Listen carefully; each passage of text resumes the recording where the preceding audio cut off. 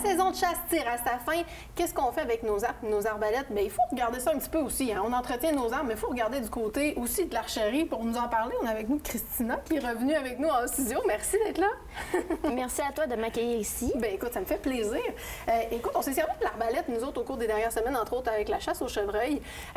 C'est bien beau, on a vérifié, on a fait l'entretien avant de partir. Mais je fais quoi avec mon arbalète après? Est-ce que je l'accroche dans le garde-robe, puis je laisse ça là, puis j'attends l'automne prochain? Qu'est-ce qu'il y a à faire? Qu'est-ce qu'il y a à vérifier sur une arbalète avant de l'entreposer? Non, effectivement, c'est pas autant simple que ça. Là. Non. On est revenu de la chasse. L'arbalète, en tant que telle, elle a été crinquée pendant le temps de la chasse. Oui. Elle a été armée. Tout comme l'arc, on l'a peut-être utilisé, peut-être pas utilisé. L'arbalète a peut-être pas servi, peut-être qu'elle a jamais déchargé aussi. Exact. Le gibier, c'est peut-être juste pas présenté.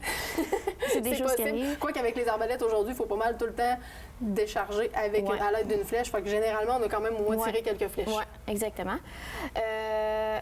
Lorsque la chasse est finie, quand on est rendu dans le temps de la serrer, l'entreposer, c'est bien important de vérifier au niveau des branches. Mettons, je parle pour Excalibur, je parle pour toutes les autres arbalètes, de passer sa main sur les branches. Donc ici, à l'avant, dans le fond, ce qui va vraiment servir à tendre la corde au niveau de l'arbalète, dans le fond, s'assurer qu'elle ne s'est pas fissurée, hein, parce que ça subit énormément de tension. C'est pas mal la partie de l'arbalète, en fait, qui va subir la tension. Fait que vraiment de s'assurer qu'au niveau des branches, il n'y a pas de fissure. Oui, en fait, la manière à regarder ça, c'est quand on passe notre main tout le long de la branche interne et externe. Oui.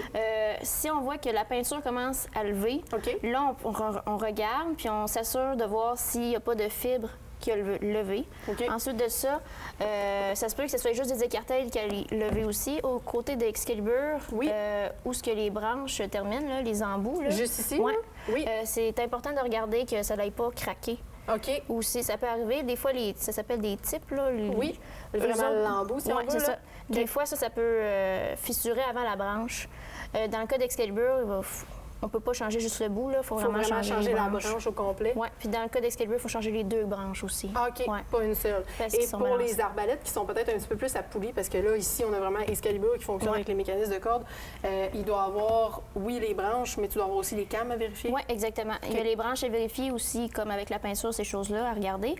Pour les cames, c'est important de regarder de la manière que la corde est installée.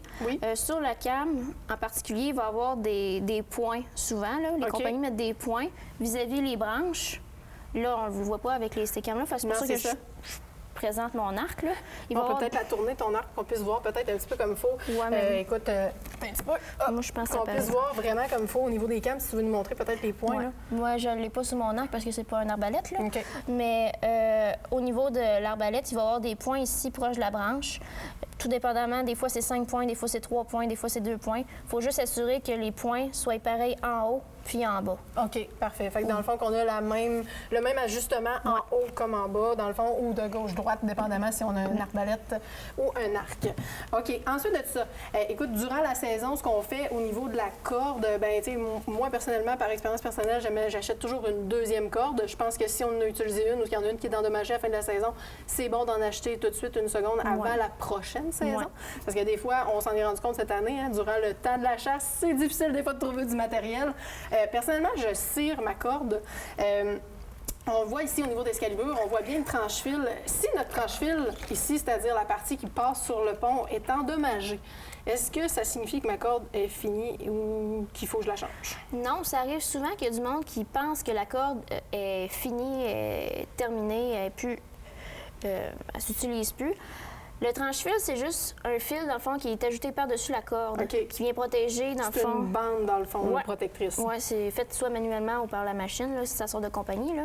Mais c'est juste un fil qui est cordé là, sur la corde, bien serré. Puis ça vient juste protéger la corde quand elle glisse sur le pont. C'est la protection. Là. Donc, si on voit que le tranche-fil est usé, mettons que le tranche-fil a même déjà cédé, mais qu'on voit qu'en dessous que la corde est encore bien belle, on va au magasin, ça coûte une dizaine de piastres, puis le tranche-fil est refait, là. Tant qu'à racheter une autre corde, au pire, poser la nouvelle corde, puis garder cette corde-là de spare, là. OK, c'est bon. Est-ce que sur nos arbalètes, surtout les Excalibur plus particulièrement, parce qu'on va en parler parce que c'est elles qu'on a ici, est-ce que dans notre entreposage, on doit garder ou enlever notre corde? On en entend parler à chaque année. Je dirais que les vieilles Excalibur, il aurait fallu enlever la corde. La plupart du temps, le monde enlevait les cordes. Les nouvelles, ça serait préférable de les enlever. Là. Il y en a qui les enlèvent pas, mais ça serait vraiment préférable parce qu'Excalibur, eux, vu que c'est des branches, il n'y a pas de poulie, de cam en fait, là, la pression est beaucoup plus élevée que sur un arbalète à cam. OK, parfait.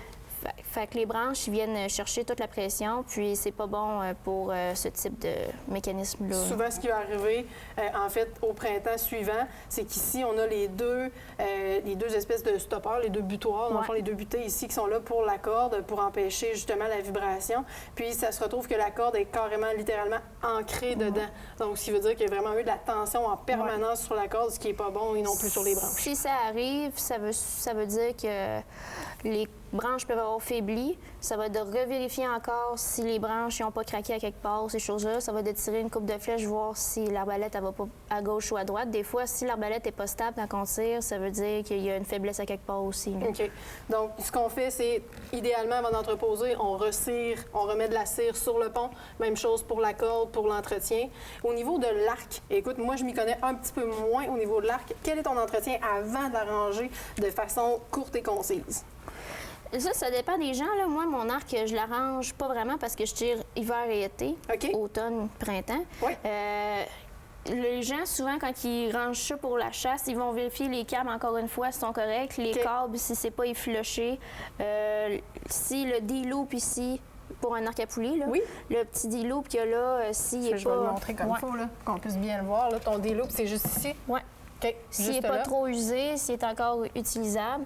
Comme là, ici, je l'ai ciré, mais ma corde, elle commence à vouloir... C'est ça. À force de tirer la corde, si la corde elle revient facilement usée comme ça, après plusieurs tirs, ben là, c'est comme le temps de penser peut-être à acheter une autre corde. Là. Fait que dans le fond, grosso modo, on vérifie nos cams, on vérifie nos poulies, on s'assure de refaire un ajustement complet sur nos arcs puis sur nos arbalètes avant de les ranger, un peu comme on le fait avec nos armes à feu, puis pour s'assurer d'un bon fonctionnement au printemps suivant. Puis on refait aussi une vérification avant de la ressortir au printemps pour se repratiquer. Oui, puis pour les vis, on les vérifie aussi, là, les vis avec les chlorènes, là, comme ça ici, là, tout revisser les vis là, pour être sûr qu'il n'y ait rien qui lousse. Là. Bien, merci beaucoup, Christina, de ces conseils-là. Écoute, je pense que ça va être bien utile pour tous nos gens qui utilisent de l'archerie. Oui, tu as nous ajouter? Petite affaire.